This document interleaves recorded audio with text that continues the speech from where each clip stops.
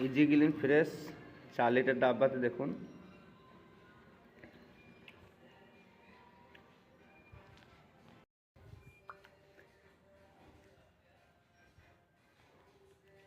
দেখেন ভালো করে দেখায় ধুয়ে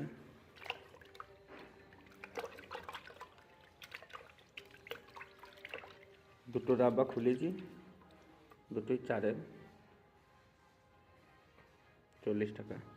এই দেখেন একটা 40 টাকা, দুটো ডাব্বাতেই 40 টাকা, প্রত্যেকটি 4-এ 40 করে পাবেন।